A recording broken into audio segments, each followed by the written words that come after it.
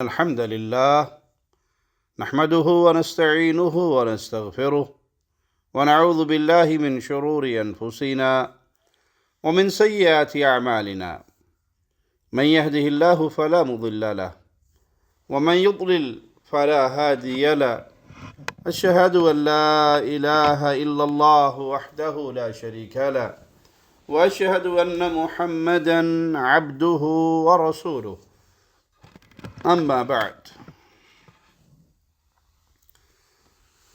دین اسلام پڑھنے اور پڑھانے کا حکم دیتا ہے، علم حاصل کرنے کا حکم دیتا ہے۔ علم کو سیکھنا بہت عظیم عبادت ہے، اور خاص طور پہ فتنوں کے زمانے میں علم سیکھنا اس کی اہمیت اور بھی زیادہ ہے۔ جب لوگ غفلت میں ہوں اور دنیا کے پیچھے دوڑ رہے ہوں تو اللہ تعالیٰ اپنے بندوں کو علم سیکھنے کے لیے چن لیتا ہے۔ جس کا تعلق علم سے جڑ جائے وہ خوش نصیب انسان ہے، کیونکہ علم ایک ایسی دولت ہے کہ اس کو پانے کے بعد انسان اللہ کے قریب ہو جاتا ہے، اور انسان کا شمار اللہ کے اولیاء میں ہوتا ہے، کیونکہ فتنے کے ایام میں عبادت کا ثواب بڑھ جاتا ہے۔ علم سیکھنا بذات خود ایک بہت بڑی عبادت ہے۔ بعض اہل علم نے علم سیکھنے کو جہاد پر فوقیت دی۔ علامہ ابن قیم رحمہ اللہ کا فرمان ہے، بل ہوا نوع من الجہاد بل ہوا افضل الجہاد۔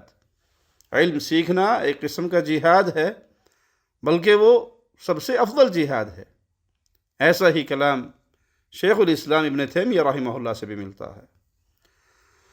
اور اللہ مالک نے اپنے بندوں پر یہ فضل کیا، یہ اس کی رحمت ہے، یہ اس کا کرم ہے کہ علم سیکھنے کے لیے عمر کی کوئی قید نہیں۔ بڑا ہو، چھوٹا ہو، عورت ہو، مرد ہو، بچہ ہو، سب کے لیے یہ راستہ کھلا ہے۔ جو بھی اس میدان میں آئے گا، علم حاصل کرے گا، اس کے مطابق عمل کرے گا، وہ اللہ کا پیارا بن جائے گا۔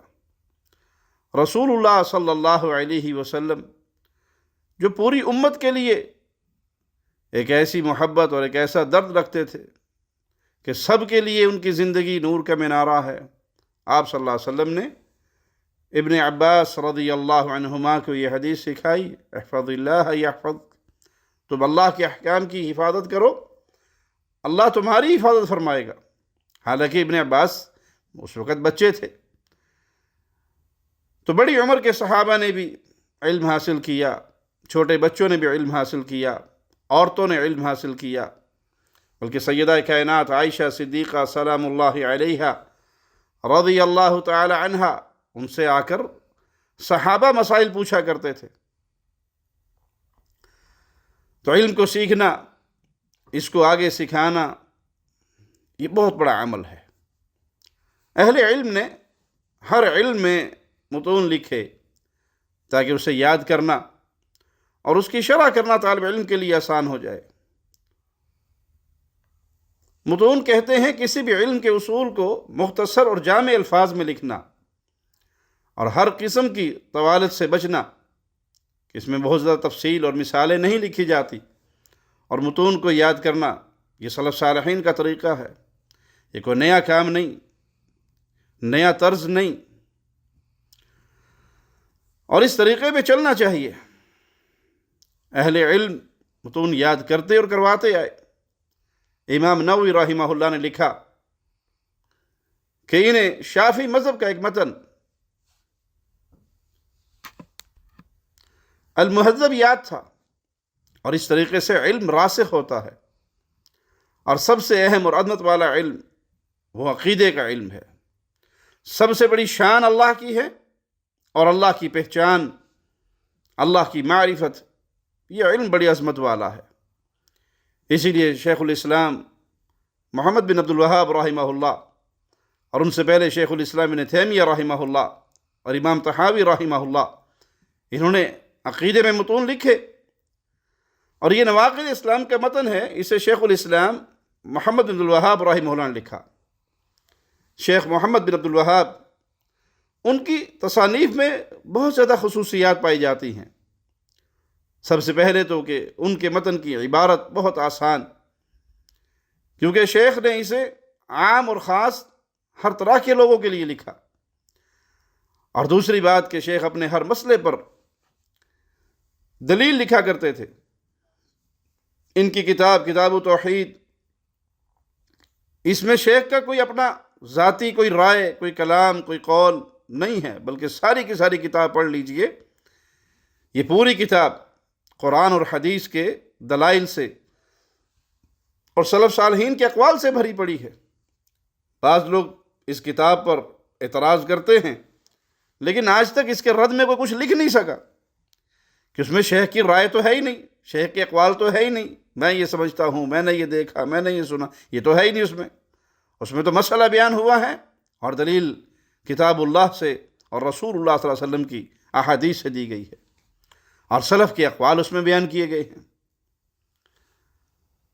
اسی طرح اللہ تعالیٰ نے شیخ کو بڑے اچھے انداز سے نوازا، اور ان کی کتابوں کو دیکھنے والا، پڑھنے والا، وہ یہ بات بڑی اچھے طریقے سے محسوس کر سکتا ہے۔ آئیے ہم شیخ الاسلام محمد عبد الوہاب رحمہ اللہ کا مختصر تعارف کروا دیں۔ آپ کا نام محمد بن عبد الوہاب بن سلیمان التمیمی ہے۔ آپ 1115 ہجری میں سعودی عرب کے دارالحکومت ریاض کے قریب عیینہ شہر میں پیدا ہوئے۔ ابھی آپ کی عمر 10 سال کی تھی کہ 10 سال کی عمر کو پہنچنے سے پہلے آپ نے قرآن مجید حفظ کیا اور اپنے والد سے فقہ پڑھی، اور امام صاحب بہت ذہین تھے۔ پھر آپ نے مکہ، مدینہ اور عراق کے شہر البصرہ یہاں کا سفر کیا اس علم کے حصول کے لیے، اور 1175 میں درعیہ شہر میں آپ کی ملاقات امام محمد بن سعود رحمہ اللہ کے ساتھ ہوئی، اور آپ نے اللہ کی کتاب اور نبی کریم صلی اللہ علیہ وسلم کی سنت پر ان کی بیعت کی، اور یوں پہلی سعودی عرب کی مملکت، اس کا قیام وجود میں آیا۔ آپ نے اپنی زندگی کو اللہ کے دین کے لیے وقف کر دیا، اور اس کے دوران آپ کو بہت سی مشاکل جھیلنی پڑی۔ جو شخص بھی اس ٹاپک کو اختیار کرتا ہے، عقیدے کے باب میں کام کرتا ہے، عقیدہ سیکھتا اور سکھاتا ہے، تو اس پر پھر پریشانیاں، غم اور دکھ آتے ہیں۔ اسی لیے آپ دیکھو گے جن لوگوں کا مقصد یہ ہوتا ہے کہ وہ دنیا میں شہرت پائیں، ہر کوئی ان کی تعریفیں کریں، وہ ہر مسئلے پر بات کریں گے سوائے توحید کے، سوائے عقیدے کے، کیونکہ عقیدہ ایک ایسی چیز ہے جب شرک بیان ہو، جب کفر بیان ہو، جب اسلام کی منافی چیزیں بیان ہو اور اسے لوگوں کو روکا جائے، تو ہر بندہ آپ کا موافق نہیں ہوگا، ہر بندہ آپ سے محبت نہیں کرے گا، بہت سے لوگ آپ کے دشمن بن جائیں گے۔ اسی طرح امام محمد الوہاب نے بھی بہت ساری تکلیفیں برداشت کی۔ آپ نے امت کی اصلاح کے لیے بہت سی کتابیں لکھی، اور ان میں سب سے اہم کتاب التوحید اور القواعد الاربع، یہ بڑی اہمیت کی حامل۔ شیخ الاسلام محمد الوہاب رحمہ اللہ 1206 میں فوت ہوئے۔ آئیے ہم امام صاحب کی کتاب سے پڑھنا شروع کرتے ہیں۔ اعلم ان من اعظم نواقض الاسلام 10۔ امام صاحب فرماتے ہیں کہ جان لو 10 ایسے کام ہیں جن کے کرنے سے انسان دائرہ اسلام سے خارج ہو جاتا ہے، کافر ہو جاتا ہے۔ اور یہاں کافروں کی بھی 2 قسمیں ہیں۔ ایک اصلی کافر جو شروع سے ہی دین اسلام کا باغی ہے، اس نے اسلام کو قبول ہی نہیں کیا، جیسے ہندو ہے، سکھ ہے، عیسائی ہے، یہودی ہے، یہ اصلی کافر ہے، اپنے دین پر ہیں، اسلام قبول نہیں کیا، یہ کفار ہے۔ اور کفار کی دوسری قسم مرتد ہے۔ مرتد وہ شخص ہوتا ہے جو اسلام قبول کر لے اور پھر دائرہ اسلام سے خارج ہو جائے، یعنی دائرہ اسلام سے خارج ہونے والے کسی عمل کا ارتکاب کر بیٹھے، کوئی ایسا کام کرے، کوئی ایسا عقیدہ رکھے، کوئی ایسا جملہ کہے جو اسے وادی اسلام سے نکال کر کفر کی وادی میں کھڑا کر دے، یہ مرتد ہے۔ جو مرتد ہوتا ہے اس کا گناہ اصلی کافر سے کہیں زیادہ ہے۔ اصلی کافر تو اگر مسلمان نہ بھی ہو تب بھی وہ جزیہ دے کر اسلامی اسٹیٹ کی سرپرستی میں رہ سکتا ہے، اسے قتل نہیں کیا جائے گا۔ لیکن اگر کوئی کلمہ پڑھ لے، اسلام میں داخل ہو جائے اور پھر وہ مرتد ہو جائے اور ارتداد کی صورت کو اپنانے کے بعد پھر وہ توبہ بھی نہ کرے، تو ایسے شخص کو قتل کر دیا جائے گا۔ تو مرتد کی سزا اور مرتد کا گناہ اصلی کافر سے زیادہ ہے۔ اور یہاں یہ بات بھی یاد رکھیں کہ ارتداد کا فتنہ یہ بڑا سنگین ہے، تو لازمی نہیں ہے کہ انسان کفر کی تمام اقسام کو اپنائے، وہ قولی ہوں یا فعلی ہوں، تبھی جا کر وہ اسلام سے خارج ہوگا۔ نہیں، وہ ان کاموں میں سے کوئی ایک کام کر لے تب بھی وہ اسلام سے خارج ہو جائے گا اور اسے مرتد کہا جائے گا۔ اور اگر وہ توبہ نہ کرے تو حاکم وقت اس کی گردن اڑانے کا حق رکھتا ہے۔ یہاں پر ایک لمحے کے لیے رکیے، اس جملے پہ غور کیجیے کہ مرتد کی گردن اڑانے کا حق حاکم وقت کو ہے، مسلمان حکمران کو ہے، یا مسلمان حکمران کے مقرر کردہ نمائندے، گورنر، امیر، قاضی کو ہے، وہ فیصلہ کرے گا۔ یہ کام عوام کا نہیں ہے۔ یہ فتنہ بہت جگہ پر پھیلا ہوا ہے کہ لوگ کسی شخص کو کسی جرم میں پکڑ لیتے ہیں، پھر خود ہی اس کے قاضی بن جاتے ہیں کہ اس نے یہ کیا، یہ کافر ہو گیا، جب یہ کافر ہو گیا یہ واجب القتل ہو گیا، اور خود ہی پولیس کا کردار ادا کرتے ہوئے اس کی گردن اتار دیتے ہیں۔ تو عوام کے اختیار میں قانون کو ہاتھ میں لینا نہیں ہے، عوام کے اختیار میں صرف یہ ہے کہ وہ حاکم وقت کو رپورٹ کرے، یا وقت کی گورنر تک یہ بات پہنچائیں، یا قاضی تک، جج تک، کورٹ تک یہ بات پہنچائیں، پولیس تک یہ بات پہنچائیں اس بندے نے یہ جرم کیا ہے۔ اب اگلا پروسیس سارا وہ پولیس، قاضی اور حاکم وقت کا ہے، مسلمان حاکم کا ہے، عوام کا نہیں۔ یہ عوام کا جمع غفیر جو مل کے لوگوں کو قتل کرتا ہے، یہ اسلام کے طریقہ کار پہ عمل کرنے والے نہیں ہیں۔ شیخ محمد الوہاب رحمہ اللہ نے اپنی اس کتاب میں ایسے 10 کام بیان کیے جن کا تعلق مسلمانوں سے ہے، یعنی کوئی مسلمان تھا، پھر وہ نواقض اسلام میں سے کسی ناقض کا ارتکاب کر بیٹھا اور مرتد ہو گیا۔ تکفیر کی 2 قسمیں ہیں۔ کسی مسلمان پر کفر کا فتویٰ لگانا 2 طریقوں سے ہوتا ہے، کسی کام یا قول پر تکفیر کرنا، مثال کے طور پہ یہ کہنا کہ جس نے غیر اللہ کی قسم اٹھائی وہ کافر ہے، جس نے نماز چھوڑ دی، جس نے فرشتوں کا انکار کیا، جس نے غیر اللہ کے لیے جانور ذبح کیا وہ کافر ہے، جو مجوسی ہے وہ کافر ہے، جو بتوں کو پوجتا ہے وہ کافر ہے۔ اس طریقے کو تکفیر بالوصف او بالفعل، کسی کام یا کسی بات سے تکفیر کرنا کہتے ہیں۔ اور دوسری ہے کسی انسان کی تکفیر کرنا، اگر اس نے کوئی کفریہ کلمہ کہہ دیا یا کفریہ کام کیا تو اس کی تکفیر کرنا، اس کو تکفیر بالعین کہتے ہیں۔ تکفیر کے باب میں اہل السنہ والجماعہ، اہل الحدیث کا عقیدہ یہ ہے کہ تکفیر بالوصف او بالفعل یہ کی جائے گی، اور تکفیر بالعین یہ صرف حاکم وقت یا اس کا مقرر کیا ہوا اس کا نائب، اس کا نمائندہ، گورنر کی صورت میں، قاضی کی صورت میں، یہ اس کا حق ہے۔ عوام کا یہ حق نہیں کہ وہ کسی شخص پر معین کر کے کفر کا فتویٰ لگاتے پھرے۔ یہ کام حاکم وقت کا ہے، امیر کا ہے، قاضی کا ہے، وہ کسی کی تکفیر کرے اور وہ بھی اس پر حجت قائم کرنے کے بعد ہی ہو سکتی ہے۔ یعنی مسئلہ بتایا جائے گا، غیر اللہ کو سجدہ کرنے والا، غیر اللہ کے لیے ذبح کرنے والا، غیر اللہ کو کی نظر نیاز دینے والا، غیر اللہ کو اپنی مصیبتوں میں، پریشانیوں میں مشکل کشا، حاجت روا سمجھ کے پکارنے والا، یہ کفر پر ہے، یہ شرک پر ہے، یہ مسئلہ بیان ہوگا۔ لیکن فلاں بن فلاں کافر ہو گیا یا نہیں، اس پر کفر کا فتویٰ لگے گا، یہ عوام کا کام نہیں ہے، یہ عام لوگوں کا کام نہیں ہے، یہ کام حاکم وقت کا ہے یا اس کا مقرر کردہ نمائندے کا ہے یا قاضی کا ہے کہ اس تک یہ معاملہ پہنچے اور وہ اس شخص کو بلائے، اس کے ساتھ تحقیق کرے اور پھر اس پہ حجت تمام کرے۔ حجت تمام کرنے کے بعد پھر اس پر کفر کا فتویٰ لگایا جائے گا۔ دین سے مرتد ہونا یہ گناہ ہے، اور کسی بھی گناہ کی حد قائم کرنے سے پہلے اس شخص پر حجت قائم کرنا لازم ہے۔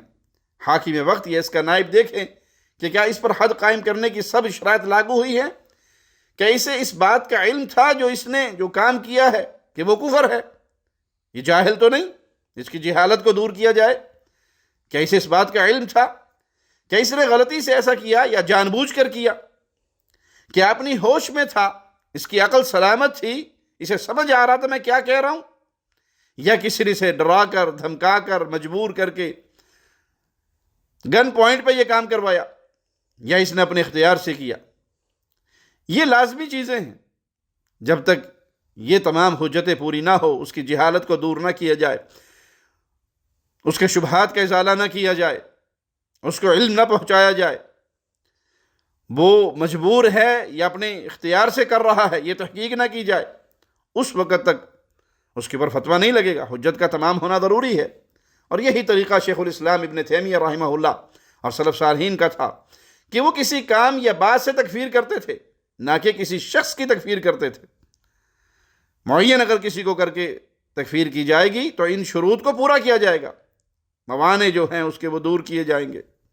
مثال کے طور پر کوئی شخص نماز نہیں پڑھتا تو کوئی اسے یہ کہے کہ تم کافر ہو، تم نماز نہیں پڑھتے، بلکہ یہ کہا جائے گا جو نماز نہیں پڑھتا یہ نماز کا مستقل تارک جمہور علماء کے نزدیک اس جرم کا ارتکاب کرنے والا کافر ہے۔ ایک ہے جرم کا ارتکاب، ایک ہے کہ فلاں ابن فلاں کافر ہو گیا۔ ان دو کے اندر فرق ہے، اور اس فرق کو سمجھنا بہت ضروری ہے۔ اگر کوئی شخص دین اسلام کا مذاق اڑائے تو ہم کہیں گے کہ دین کا مذاق اڑانا یہ کفر ہے، اڑانے والا کافر ہے۔ لیکن کسی اڑانے والے کو اگر کہا جائے کہ تو کافر ہے، تو یہ بات جب تک قاضی کے پاس نہیں پہنچے گی، قاضی اس کی تحقیق نہیں کرے گا کہ آپ نے یہ کام کیا، آپ نے دین اسلام کا مذاق اڑایا، کہ آپ کو پتا تھا کہ یہ کفر ہے، کہ آپ کو کسی نے مجبور تو نہیں کیا، تو یہ حجت کا تمام کرنا، دلائل کی وضاحت کرنا، شک و شبے کا دور کرنا، جہالت کا دور کرنا، یہ قاضی کا حق ہے کہ اس پر کرنے کے بعد پھر بھی وہ اپنے اس کفر پہ ڈٹا رہے گا تو پھر قاضی اس کے قتل کا فیصلہ کرے گا۔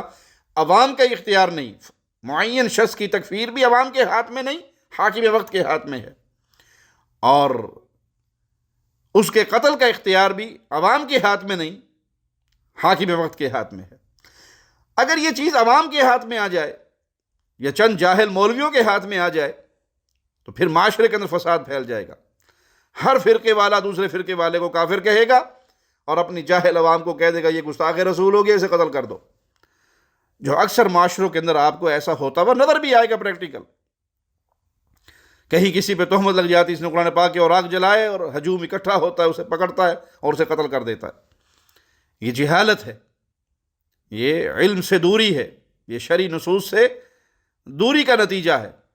اگر اس کے پاس علم ہو تو کبھی کوئی ایسی حرکت نہ کرے، بلکہ اس مسئلے میں صرف عوام کا کام اتنا ہے کہ پولیس تک بات پہنچائے، قاضی تک بات پہنچائے، قاضی اپنی تحقیق کر کے حجت تمام کر کے پھر اس کا فیصلہ کرے۔ عوام الناس کو شریعت یہ حکم دیتی ہے کہ وہ ان معاملات میں حاکم وقت تک، گورنر تک، قاضی تک رپورٹ کریں کہ فلاں ابن فلاں نے دین کا مذاق اڑایا، قرآن پاک کی توہین کی۔ معاملے کو اپنے ہاتھ میں لینا اور خود ہی فیصل بن جانا، خود ہی فیصلہ کرنا، یہ معاشرے کو بد امنی، فساد اور فتنے کی ہماجگاہ بنا دے گا، جس کی اسلام قطعاً اجازت نہیں دیتا۔ امام محمد بن وہاب رحمہ اللہ نے فرمایا، اعلم، جان لو۔ آپ نے اپنی اتنی اہمیت والی کتاب کو بھی اس لفظ سے شروع کیا کہ جان لو، ان نواقض اسلام کی خطرناکی کی وجہ سے، کیونکہ اللہ نہ کرے اگر کسی سے یہ کام ہو جائیں تو ہو سکتا ہے وہ ہمیشہ کے لیے جہنم کے ایندھن بن جائے، تو ان کو سیکھ لو تاکہ تم اس کا ارتکاب نہ کر بیٹھو۔ امام محمد بن وہاب رحمہ اللہ نے فرمایا، نواقض الاسلام، یعنی اسلام سے خارج کرنے والی چیزیں، جان لو کہ جو چیزیں اسلام سے انسان کو خارج کرتی ہیں وہ 10 ہیں۔ نواقض کہتے ہیں کسی چیز کو ختم کرنا، اس کو توڑ دینا، اور نواقض الاسلام، اسلام کو ختم کرنے والے امور۔ آپ نے اپنی اس کتاب میں 10 امور بیان کیے جن سے مسلمان دائرہ اسلام سے خارج ہو جاتا ہے۔ وہ کام تو بہت زیادہ ہیں، لیکن یہ 10 کام معاشرے میں سب سے زیادہ پھیلے ہوئے ہیں، اور لوگ ان کو جانتے بھی نہیں ہیں، بے علمی کی بنیاد پر، جہالت کی وجہ سے اس کا ارتکاب کرتے ہیں۔ جو نواقض اسلام شیخ محمد الوہاب رحمہ اللہ نے اس کتاب میں لکھے، ان کی 3 قسمیں ہیں۔ نمبر 1 جو الحاد ہے، اور وہ سب سے پہلا ناقض ہے، پھر شرک ہے اور وہ دوسرا ناقض ہے، اور نمبر 3 جو کفر ہے، اور باقی 8 ناقض اسی قبیل سے ہیں۔ ان نواقض اسلام میں کچھ الحاد ہیں، کچھ کفر اور کچھ شرک۔ تو ان میں کیا فرق ہے؟ الحاد یہ ہوتا ہے کہ انسان اللہ تعالیٰ کو بالکل بھی نہیں پکارتا، بلکہ وہ کسی اور کو پکارتا ہے۔ وہ اللہ کے پیاروں کو پکار، کوئی فرشتوں کو پکار رہا ہے، کوئی جنات کو پکار رہا ہے، کوئی اللہ کے اولیاء کو پکار رہا ہے، یا حسین مدد، یا علی مدد، یا فاطمۃ الزہرا مدد۔ وہ اللہ کو نہیں پکارتا۔ وہ یہ نہیں کہتا کہ اے حسین رضی اللہ عنہ اللہ کو میری یہ بات پہنچاؤ، بلکہ اللہ تعالیٰ کو یکسر بھلا کر وہ غیر اللہ کو پکارتا ہے۔ جیسے فرعون نے کہا تھا ما علمت لکم من الہ غیری، میں تو اپنے سوا کسی کو تمہارا معبود نہیں جانتا۔ اس نے اللہ تعالیٰ کو بالکل ہی بھلا دیا اور اپنے آپ کو رب ثابت کرنے کی کوشش کرنے لگا۔ اور شرک یہ ہوتا ہے کہ اللہ کی خوبیوں میں سے کسی کو شریک بنانا۔ مثال کے طور پہ کوئی انسان اللہ کی بھی عبادت کرتا ہے اور پیر و بابا کی بھی عبادت کرتا ہے، ڈھیری اور قبر کو بھی پوجتا ہے، اللہ کے کسی ولی کو پکارتا ہے، اس کی بھی عبادت کرتا ہے، یا اللہ مدد بھی کہتا ہے اور یا حجویری مدد کے نعرے بھی لگاتا ہے، یا علی مدد کے نعرے بھی لگاتا ہے۔ یہ شرک ہے۔ مالک کا فرمان ہے فَلَا تَجْعَلُوا لِلَّهِ أَنْدَادًا وَأَنْتُمْ تَعْلَمُونَ، اللہ کا شریک نہ بناؤ حالانکہ تم جانتے بھی ہو۔ دوسرے مقام پر مالک فرماتا ہے وَمِنَ النَّاسِ مَنْ يَتَّخِذُ مِن دُونِ اللَّهِ أَنْدَادًا يُحِبُّونَهُمْ كَحُبِّ اللَّهِ، بعض لوگ ایسے بھی ہیں جو اللہ کے شریک اوروں کو ٹھہرا کر ان سے ایسی محبت رکھتے ہیں جیسی محبت اللہ سے ہونی چاہیے۔ انہوں نے اللہ کی محبت میں شریک بنائے، انہوں نے شرک کیا۔ اور کفر میں غیر اللہ کو اللہ کا شریک نہیں بناتے، بلکہ اللہ کے حکموں کا انکار کیا جاتا ہے۔ مشرک غیر اللہ کو پوجتا ہے، لیکن کافر اللہ کے حکم کا انکار کرتا ہے۔ نماز کا حکم ہے، وہ نماز کا انکار کرتا ہے۔ زکوٰۃ ادا کرنے کا حکم ہے، وہ زکوٰۃ کا انکار کرتا ہے۔ ہر مشرک کافر ہے، لیکن ہر کافر مشرک نہیں۔ کوئی غیر اللہ کو پکارے یا علی مدد کے نعرے لگائے، وہ مشرک اور کافر ہے، لیکن کوئی دین کا مذاق اڑائے، وہ کافر ہے، مشرک نہیں۔ یہ فرق ہے شرک اور کفر میں۔ مشرک عبادت کرتا ہے، لیکن اس میں اللہ کے ساتھ ساتھ غیروں کو بھی شریک کرتا ہے۔ قربانی ذبح اللہ کے لیے بھی کرتا ہے، اور قبر کے لیے، مردے کے لیے، پیر کے لیے، حضرت کے لیے، شیخ و مرشد کے لیے، اس کے لیے بھی ذبح کرتا ہے۔ تو اس نے قربانی کی عبادت میں اللہ کے ساتھ اپنے شیخ کو شریک کیا۔ نماز اللہ کے لیے بھی پڑھتا ہے، اور اسی طرح وہ سجدے، رکوع قبروں پر بھی کرتا ہے، اپنے شیخ و مرشد کے قدموں میں بھی کرتا ہے۔ اور ملحد عبادت کرتا ہے لیکن صرف اپنے پیر کی، صرف غیر اللہ کی، لیکن کافر عبادت نہیں کرتا، وہ انکار کرتا ہے، عبادتوں کا انکار کرتا ہے، اللہ کے حکموں کا انکار کرتا ہے۔ تو کفر، شرک اور الحاد، ان تینوں کا نتیجہ آخرت میں ہمیشہ کے لیے جہنم ہے۔